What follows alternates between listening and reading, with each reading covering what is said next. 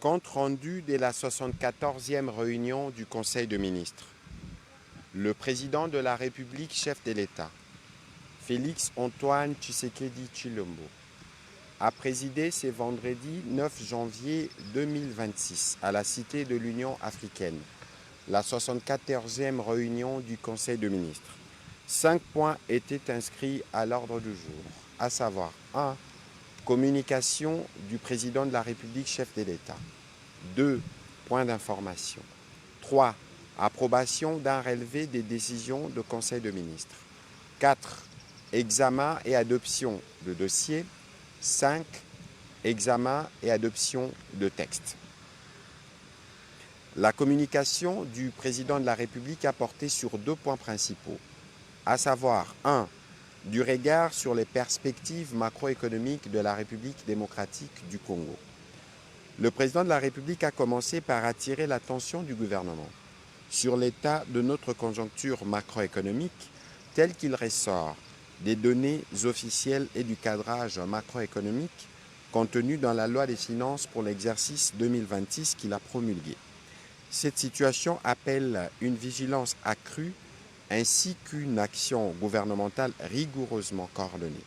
Si une appréciation du franc congolais a été observée depuis septembre 2025, le cadrage macroéconomique officiel anticipe néanmoins à l'horizon fin 2026 un risque de dépréciation de la monnaie nationale. En effet, le président de la République a appelé au renforcement de la discipline des finances publiques. Il a réaffirmé que la rationalisation des dépenses publiques demeure un levier immédiat, crédible et indispensable pour préserver les équilibres macroéconomiques. Elle implique une allocation plus efficiente de ressources fondée sur l'élimination des dépenses non prioritaires ou insuffisamment justifiées. Le président de la République a insisté enfin sur la nécessité d'une communication institutionnelle cohérente et responsable en matière de politique macroéconomique afin de préserver la crédibilité de l'action publique. Dès lors, il a instruit la première ministre chef du gouvernement de lui transmettre dans les 15 jours un rapport précis et documenté sur l'état d'avancement effectif du processus de rationalisation des dépenses publiques, les mesures mises en œuvre et les résultats attendus à court terme. Le deuxième point de la communication du président de la République a porté sur la nécessité de garantir l'accès effectif et fiable aux services des télécommunications numériques et de l'audiovisuel en République démocratique du Congo. Le président de la République a enregistré plusieurs doléances sur les perturbations récurrentes affectant l'ensemble des réseaux et systèmes de télécommunications, notamment la téléphonie mobile et fixe, l'Internet, la transmission des données, les services numériques, l'interconnexion des réseaux, ainsi que les réseaux de radiodiffusion et de télévision numérique constatés ces derniers temps sur l'ensemble du territoire national. Ces défaillances persistantes affectent gravement la vie quotidienne des citoyens, la continuité de l'action publique et les fonctionnements de l'économie nationale, en entraînant des ruptures de communication, des perturbations de transactions bancaires et commerciales, ainsi qu'une dégradation notable des services de radiodiffusion et des télévisions numériques au détriment de la conscience des usagers et des secteurs essentiels de la nation. Le président de la République a rappelé que les télécommunications, dans toutes leurs composantes, constituent un pilier stratégique du développement national, de la souveraineté de l'État, de la sécurité, de la cohésion sociale et de la compétitivité économique. À l'ère des technologies de l'information, du numérique et de l'audiovisuel, il est impératif de disposer des réseaux fiables, performants, résilients et continus, opérant dans un environnement de concurrence loyale, de couverture équitable du territoire et de stricte protection de consommateurs. Au vu de tout ce qui précède, le président de la République a instruit le ministre des Postes et Télécommunications, le ministre de l'Économie du numérique, le ministre de la Communication, médias et porte-parole du gouvernement, ainsi que l'autorité des régulations de la Poste et des télécommunications, chacun en ce qui le concerne, de veiller à ce que l'ensemble des opérateurs des télécommunications de transmission de données, des services numériques, de radiodiffusion et des télévisions numériques fournissent des prestations conformes aux normes, standards et obligations légales et réglementaires en vigueur. Renforcer les mécanismes de régulation, de contrôle et de monitoring permanent de la qualité des réseaux et des services. Assurer une coordination effective entre les ministères sectoriels, les autorités des régulations et les services techniques spécialisés en vue d'une supervision cohérente et efficace du secteur et d'appliquer sans faiblesse ni complaisance les sanctions prévues par les lois et règlements à l'encontre de tout opérateur défaillant chaque fois que les obligations de qualité, de continuité, de couverture ou de protection des usagers ne sont pas respectées. Un rapport circonstancié d'exécution de ces instructions précisant les constats techniques effectués, les mesures correctives imposées, les sanctions éventuellement appliquées, ainsi que les actions structurelles envisagées pour garantir une amélioration durable, mesurable et vérifiable de l'ensemble des services de télécommunications en République démocratique du Congo est attendue dans les 30 jours. Dans la suite de la communication du président de la République, la première ministre chef du gouvernement est revenue sur la mise en œuvre des accords de Washington. À ces sujets, elle a convoqué et présidé, le jeudi 8 janvier 2026, une séance de travail avec le ministre concerné afin d'adosser par le gouvernement le cadre général de coopération en vue de rationaliser les différents projets y contenus et de les matérialiser au bénéfice des intérêts de la République. En vue d'observer les engagements souscrits par la République démocratique du Congo dans ces accords et permettre leur mise en œuvre optimale, les ministres concernés travailleront au sein d'un comité de pilotage sur l'élaboration d'une feuille de route qui permettra une meilleure coordination de l'action gouvernementale alignée sur la politique définie par le président de la République, chef de l'État. Par ailleurs, la Première ministre prévoit de convoquer une réunion du comité de conjoncture économique élargie le mardi 13 janvier 2026 afin d'harmoniser les actions de toutes les parties concernées et d'assurer une meilleure compréhension des clauses contenues dans ces accords. Sur un autre volet, la Première ministre a évoqué la nécessité de l'application harmonieuse du salaire minimum interprofessionnel garanti tel qu'institué par les décrets relatifs et afin d'assurer le dialogue social permanent entre les partenaires sociaux.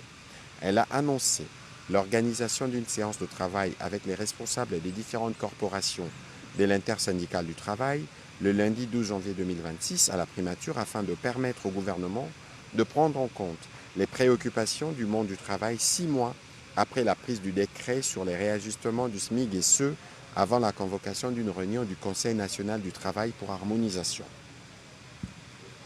Pour terminer, la Première ministre chef du gouvernement a rappelé les instructions présidentielles relatives à la communication gouvernementale sur toute prise de parole publique qui engage directement la crédibilité, l'autorité et la cohésion de l'État. Elle a souligné que la parole de l'État ne saurait être improvisée ou non maîtrisée, en particulier lorsqu'elle porte sur des questions sensibles liées à la défense nationale, à la sécurité, à la cohésion sociale ou aux relations diplomatiques. Et il est donc inacceptable de ne pas se tenir à cette ligne de conduite. Au regard de la persistance des prises de parole non concertées, intervenant en dehors des orientations présidentielles, la Première ministre a rappelé avec insistance à l'ensemble des membres du gouvernement la nécessité de veiller personnellement au strict respect des directives du président de la République, chef de l'État, en matière de communication. En conséquence, toute communication sur les sujets sensibles précités doit impérativement s'inscrire dans le mécanisme de concertation préalable, placé sous la coordination du ministre de la Communication et des Médias, en lien avec le service compétent de la Présidence de la République et de la Primature, afin de préserver la cohérence des positions de l'État et de prévenir tout risque diplomatique ou sécuritaire.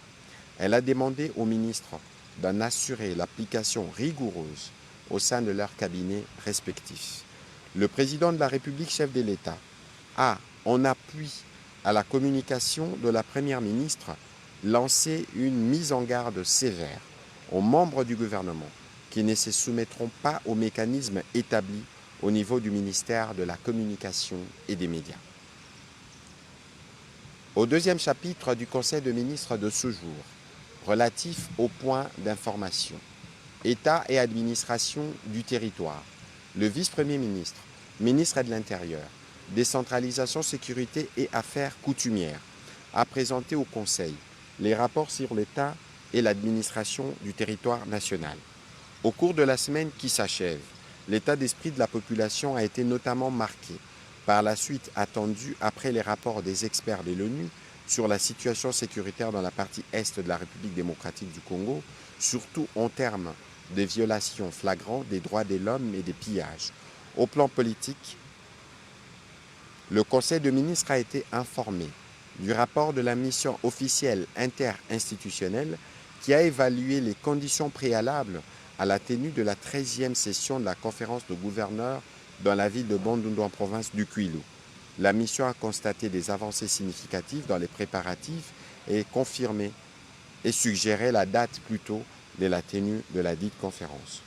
Au chapitre du banditisme et de la criminalité, le vice-premier ministre, ministre de l'Intérieur, a évoqué la reprise le 8 janvier 2026 des audiences foraines où comparaissent 427 présumés bandits urbains, communément appelés Kuluna, arrêtés au mois de décembre dernier lors des opérations de bouclage menées dans le cadre de l'opération Ndobo. Entre-temps, un cas de vol à main armée a été déploré le même jour dans la commune de Lemba, causant la mort du professeur Abata Diabasono à son domicile. Suite à cet acte ignoble perpétré par sept criminels en fuite et recherché, une vive réaction populaire s'est manifestée. Des policiers du sous-commissariat Homme 30 venus pour les constats ont été pris à partie. L'un d'entre eux a succombé à ses blessures. Des enquêtes se poursuivent et les condoléances ont été présentées aux familles des victimes. Les vice-premiers ministres, ministre de l'Intérieur, a rassuré de la nécessité de poursuivre les missions de contrôle et de réduction de la violence armée au travers notamment la Commission nationale de contrôle des armes légères et de petits calibres. Il a terminé son rapport par la situation frontière après avoir fait état des cas de sinistres et de catastrophes déplorés au cours de la semaine qui s'est achevée. Au chapitre sécuritaire, il a été complété par le vice-premier ministre, ministre de la Défense nationale, qui, à son tour, a fait le point de la situation opérationnelle dans les différents fronts en province du Nord et du Sud Kivu, ainsi que de la poursuite de l'action de l'armée dans les périphéries de la ville-province de Kinshasa.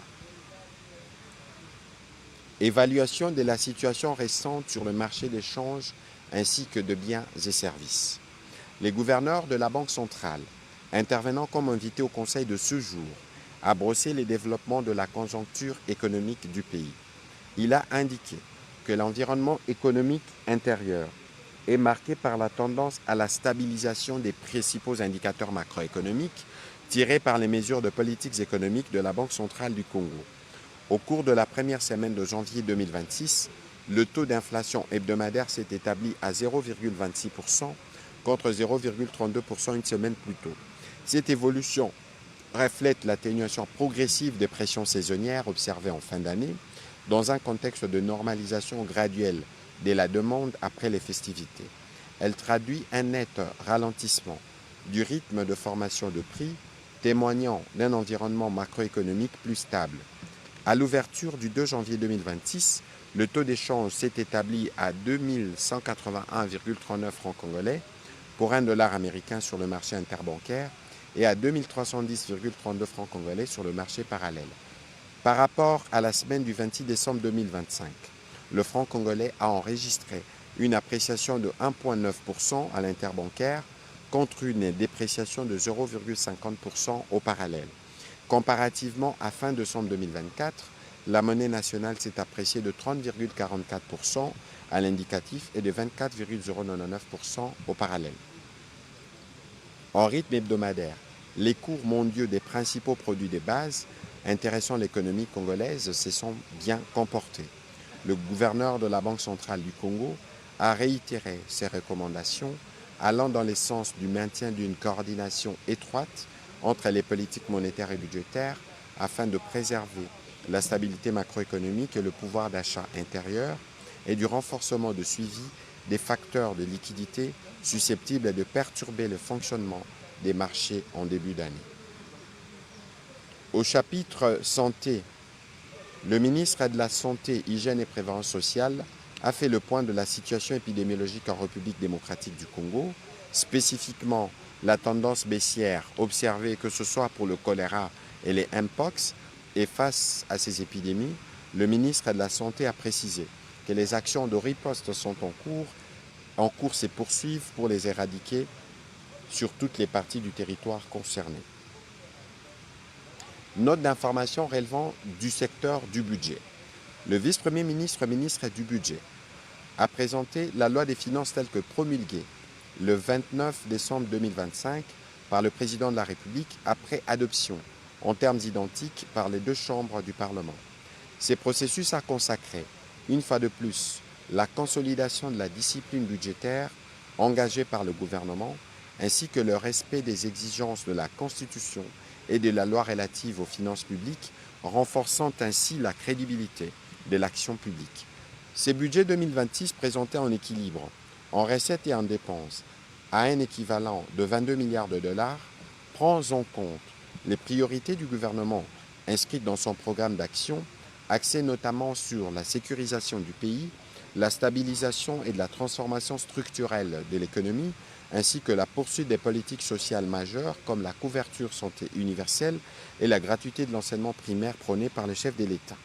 Au-delà de l'exercice annuel, les budgets 2026 s'inscrivent sur une trajectoire de soutenabilité budgétaire fondée sur une amélioration progressive de la pression fiscale, celle-ci étant projetée à 12,5% en 2026 et correspond à des recettes courantes estimées à 13,4 milliards avec l'objectif d'atteindre 17% à l'horizon de 5 ans, soit les niveaux moyens en Afrique subsaharienne, pour de recettes courantes estimées avoisinant 26 milliards de dollars américains.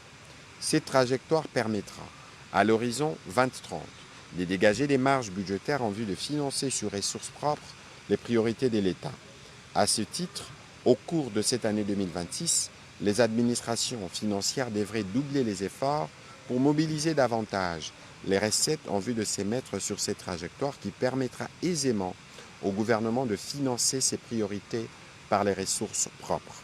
Le vice-premier ministre, ministre du Budget, a par ailleurs porté à l'attention du Conseil que le respect des procédures d'exécution du budget s'impose à tous les ordonnateurs et gestionnaires publics en conformité avec le manuel de procédure et du circuit de la dépense publique qui garantit le respect intégral de la procédure standard tout au long de la chaîne de la dépense et les manuels de procédure de marché public.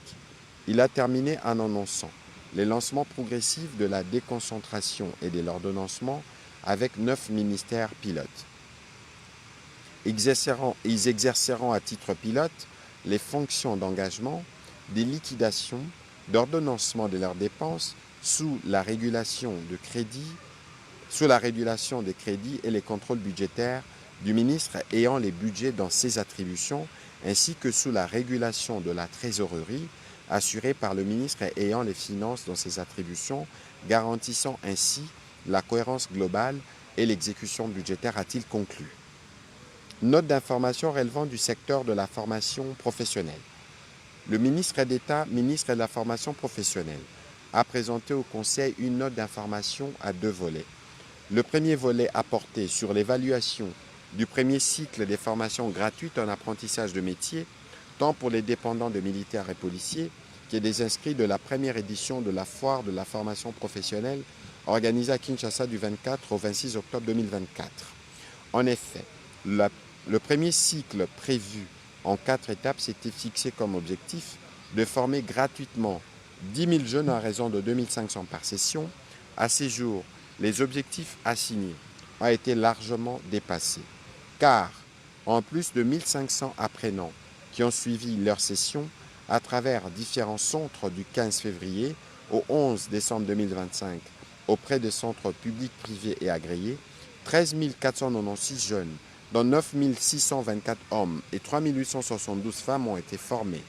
L'accompagnement du gouvernement a été sollicité pour finaliser les engagements financiers liés aux opérations du cycle finissant et le lancement du second cycle des formations gratuites.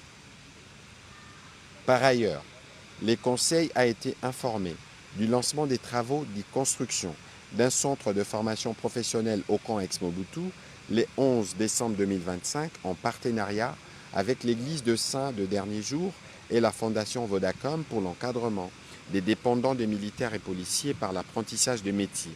Le deuxième volet de sa note a porté sur l'élaboration de l'annuaire national d'identification des filières prioritaires pour le développement local et la formation professionnelle. Au terme de la semaine de la formation professionnelle, organisée du 15 au 19 décembre 2025, en collaboration avec Enabel, les participants ont approuvé et validé l'annuaire national d'identification des filières prioritaires pour le développement local et la formation professionnelle. Ces documents répertorient et identifient toutes les filières classiques et innovantes suivant les spécificités de chaque province et territoire de la République démocratique du Congo.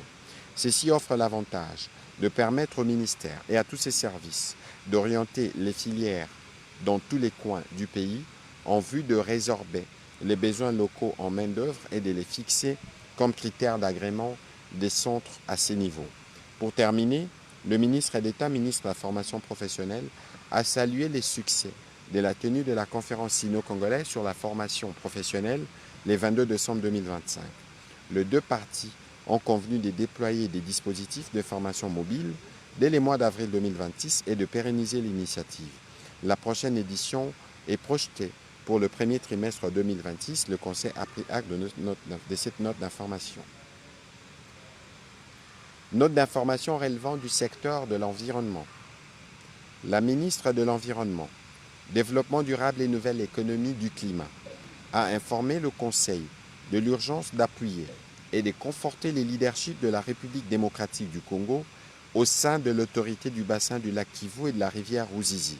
Cela passe notamment par l'appurement urgent des arriérés de contribution, les renforcements institutionnels et la consolidation de la coordination nationale. Revenons sur les enjeux stratégiques, financiers et sécuritaires. Elle a précisé que le renforcement du leadership de la RDC au sein de l'ABAKIR n'est pas seulement une question de respect des engagements internationaux, c'est aussi une opportunité stratégique pour sécuriser nos ressources hydriques, bénéficier équitablement des investissements énergétiques, affirmer notre souveraineté et notre rôle stabilisateur dans la région et avoir une garantie que les lacs Kivu et la rivière Ruzizi ne seront pas utilisés pour la déstabilisation de la sécurité du pays. Détenteur de plus de 57% des bassins versants du lac Kivu et de la rivière Ruzizi, notre pays est détenteur statutaire du leadership en ayant le poste de secrétaire exécutif de l'ABAKIR, tient à réaffirmer son rôle d'autorité régionale. Note d'information relevant de l'enseignement supérieur et universitaire. La ministre de l'Enseignement supérieur et universitaire, Recherche scientifique et innovation, a fait le point au Conseil du rapport d'étape du contrôle des gestions des établissements publics de l'enseignement supérieur et universitaire appelé entre responsabilité et résultats, rapport d'évaluation de la gouvernance des établissements publics de l'ESU 2024-2025. Les conclusions soutiennent que la modernisation du secteur est entravée par des pratiques de gestion obsolètes et une opacité financière persistante. Ces diagnostics sans appel confirment le besoin d'une intervention urgente sur 3 plans. Crise de redevabilité, l'audit relève une déconnexion entre les recettes captées et la qualité des infrastructures pédagogiques justifiant les inquiétudes de la haute hiérarchie, dysfonctionnement organisationnel, la persistance des circuits de gestion opaques nuit au déploiement optimal du système LMD et fragilise l'autorité académique, l'insécurité foncière. Le rapport documente plusieurs cas critiques des menaces sur les actifs fonciers et immobiliers de l'État, nécessitant une sécurisation juridique immédiate. Ces rapports qui détaillent établissement par établissement les écarts de gestion, les responsabilités individuelles identifiées, ainsi que les preuves documentaires collectées. La ministre Delessu a rassuré de la poursuite de la mission d'assainissement entamée pour restaurer l'excellence au sein de nos établissements. Elle permettra d'affiner les diagnostics et d'élaborer des recommandations définitives pour une gestion optimale du secteur conformément à la vision du président de la République. Note d'information relevant du secteur de mines. Le ministre des Mines a présenté au Conseil le projet mine de fer de la Grande Orientale, MIFOR, ainsi que les orientations de gouvernance qu'appelle sa mise en œuvre.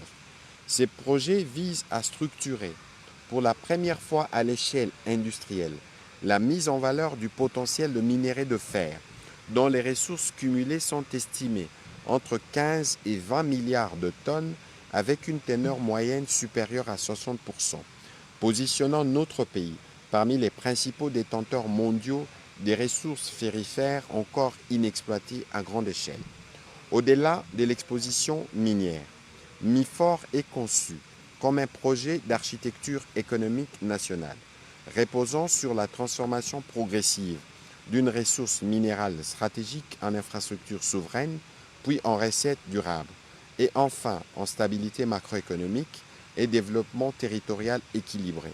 La mine y joue le rôle d'instrument financier permettant à l'État de créer des actifs structurants des long termes.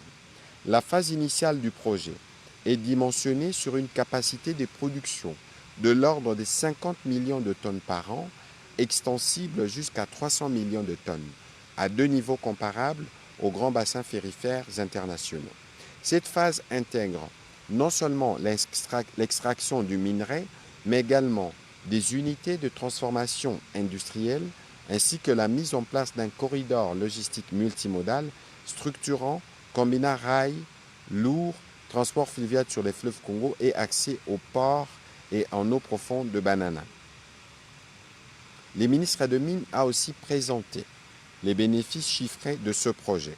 Les études consolidées font apparaître, pour un investissement initial estimé à 28,9 milliards de dollars pour la première étape, le modèle économique projeté sur 25 ans fait ressortir un chiffre d'affaires cumulé supérieur à 679 milliards de dollars, un cash flow net excédent de près de 308 milliards de dollars, une valeur actuelle nette négative et un taux de rentabilité interne élevé, traduisant la robustesse du projet dans des hypothèses prudentes du marché. Pour l'État, les retombées attendues sont substantielles et diversifiées. Après plus de 100 ans d'exploitation essentiellement concentrée sur le cuivre et le cobalt, le projet MIFOR marque une inflexion stratégique majeure dans les modèles extractifs de la RDC. Le projet a par ailleurs suscité l'intérêt d'investisseurs institutionnels internationaux disposant des capacités reconnues de structuration et de financement de projets macroéconomiques, constituant un signal favorable de bancabilité et de crédibilité internationale sans préjuger des décisions souveraines de l'État ni de créer d'engagement juridique à ce stade. Le ministre des Mines a sollicité et obtenu du Conseil la mise en place d'une commission interministérielle élargie dédiée à ce projet, appelée à en assurer le pilotage stratégique, la coordination institutionnelle et la structuration progressive dans le respect des orientations souveraines du gouvernement. Note d'information relevant du secteur des ressources hydrauliques et électricité. Le ministre des Ressources hydrauliques et électricité a, dans sa note d'information, entretenu le Conseil sur deux points principalement. 1. Le point sur le développement du site hydroélectrique de Piokatombe. Ce site dispose d'un potentiel minimal estimé à 6450 MW. Sa mise en valeur permettrait non seulement d'optimiser la gestion hydraulique du fleuve Congo en amont d'Inga et de sécuriser à terme la cote d'exploitation du complexe, mais également de répondre à des besoins énergétiques à plus court et moyen terme avec des délais de réalisation nettement inférieurs à ceux de Grand Inga. Le développement des aménagements de Piokatomba répond à plusieurs enjeux majeurs pour notre pays, notamment la sécurisation durable de l'approvisionnement électrique de Kinshasa, dont les déficits structurels dépassent actuellement 1000 MW et continuera de croître, le soutien à l'industrialisation nationale, notamment dans le Congo central et les pôles industriels connectés au réseau Inga, l'optimisation du schéma global de développement du fleuve Congo en préparant techniquement et stratégiquement les déploiements du Grand Inga, le positionnement de la RDC comme pilier énergétique régional, capable de répondre à la demande nationale et aux opportunités d'exportation à moyen et long terme. L'approche progressive et structurée pour la concrétisation de ces projets hydroélectriques prévoit des actions telles que la récupération des études existantes, l'organisation de la campagne de mesures topographiques et la réalisation des études de préfaisabilité, la réalisation des études de faisabilité et d'avant-projets détaillés, ainsi que la structuration du cadre de mise en œuvre et des financements. Les ministres de Ressources hydrauliques et électricité a sollicité l'accompagnement du gouvernement pour l'approbation du principe du développement de ces projets hydroélectriques et les habilitations nécessaires pour notamment les recrutements d'une firme chargée de l'actualisation des études de faisabilité de l'aménagement de Pioka-Tombé et la mobilisation de ressources financières nécessaires au financement des études, à la structuration et à la mobilisation des financements publics et privés. Le deuxième volet de sa note a porté sur la réhabilitation des centrales hydroélectriques privées abandonnées ou en faillite et à l'extension de leur desserte aux populations locales. Il s'agit des 17 centrales hydroélectriques privées dans 7 provinces, constituant un patrimoine énergétique stratégique à ce jour inexploité. Leur réhabilitation représente ainsi une opportunité stratégique pour renforcer la sécurité énergétique des zones minières, améliorer l'accès à l'électricité de populations locales, valoriser les actifs publics existants et réduire la dépendance aux énergies fossiles. Pour y parvenir, le modèle économique envisagé et le recours au secteur privé par les biais des partenariats à mettre en place, suivant les dispositions réglementaires en vigueur, notamment la conclusion de contrats IPP, Independent Power Producer, où l'investisseur privé investit, réhabilite et exploite les installations pour vendre l'électricité produite à un off-taker, opérateur public ou privé, disposant d'un réseau de distribution dans le cadre d'un contrat d'achat d'électricité. Ce modèle va favoriser la conclusion des contrats de concession au terme desquels il sera procédé soit à un renouvellement, soit à une remise des installations à l'État pour des nouveaux contrats de concession. Le ministre de Ressources hydrauliques et électricité a sollicité l'accompagnement du gouvernement pour non seulement les habilitations, mais aussi la réalisation des actions à entreprendre ainsi que les recommandations y relatives. Note d'information relevant du secteur de la défense spécifiquement des anciens combattants. Les ministres délégués près le ministre de la Défense nationale en charge des anciens combattants a informé le Conseil de la signature d'un mémorandum d'entente pour la construction de l'hôpital des anciens combattants. Il a précisé que la réalisation de ces projets se fera grâce au financement des Émirats arabes unis qui sera aligné au titre de don en appui aux efforts du gouvernement de la République démocratique du Congo dans les domaines de la santé afin d'améliorer les conditions sanitaires de nos anciens combattants. D'où la nécessité de la signature du dit mémorandum d'entente entre les Émirats arabes unis, représentés par leur ministre de la Défense, et la République démocratique du Congo, représentés par les ministres délégués près le ministre de la Défense en charge des anciens combattants. L'accompagnement du gouvernement a été ainsi sollicité pour franchir cette première étape en vue de déclencher les processus pour la construction de cet hôpital moderne dans un délai raisonnable en reconnaissance du sacrifice consenti par les anciens combattants sous les drapeaux pour la défense de la patrie et la paix dans le monde. Cette démarche vise à concrétiser la ferme volonté du président de la République d'assurer une prise en charge digne et durable des anciens combattants militaires retraités, invalides de guerre et leurs dépendants. Au troisième chapitre du Conseil des ministres de ce jour, relatif à l'approbation d'un relevé des décisions, le Conseil des ministres a approuvé le relevé des décisions prises lors de la 73e réunion ordinaire du Conseil des ministres du vendredi 2 janvier 2026. Au quatrième chapitre du Conseil des ministres de ce jour, relatif à l'examen et à l'adoption de 2 dossiers relevant du secteur de l'environnement, Donnant suite à la recommandation de la 73e réunion du Conseil de ministres, la ministre de l'Environnement, Développement durable et Nouvelle économie du climat a soumis au Conseil le dossier relatif au transfert des technologies, à la signature et à l'installation du centre de démonstration de la technologie et de l'industrie de Junkao en République démocratique du Congo pour examen et approbation. Après débat et délibération, ce dossier qui est passé en commission a été adopté. Dossier relevant du secteur des travaux publics. Les ministres des Infrastructures et Travaux publics a soumis au Conseil pour examen et approbation les dossiers liés à la préparation de la construction du pont de 645 mètres de portée en béton sur la rivière Ubangi entre Bangui en Centrafrique et Zongo, l'aménagement des voies de raccordement de 650 mètres et 850 mètres respectivement du côté Bangui et Zongo, ainsi qu'aux dispositions à prendre pour la construction du poste frontalier juxtaposé du côté congolais à Zongo. Il a expliqué les différentes étapes franchies dans le cadre de la réalisation des études, du financement du projet par la Banque africaine de développement et du point d'accord sur les modalités d'exécution du projet trouvé entre le ministère des Infrastructures des deux pays. Ces processus se déroulent en parallèle et en complémentarité avec le projet d'aménagement de la route Zongo-Gemena-Akula-Lisala dans le cadre d'un financement de l'Union européenne dont les études sont en cours de réalisation.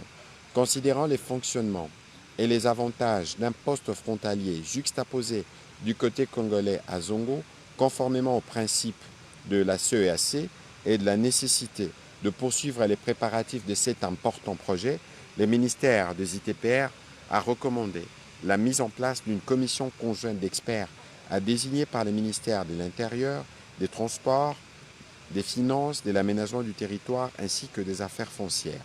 Cette commission sera chargée de réaliser des inspections de terrain en vue de délimiter le site de construction du poste frontalier et de proposer des mesures pour sa confirmation dans les domaines publics et de proposer les modalités de transfert par le gouvernement du site du poste frontalier à la CEAC pour son affectation à l'usage d'espaces d'extraterritorialité.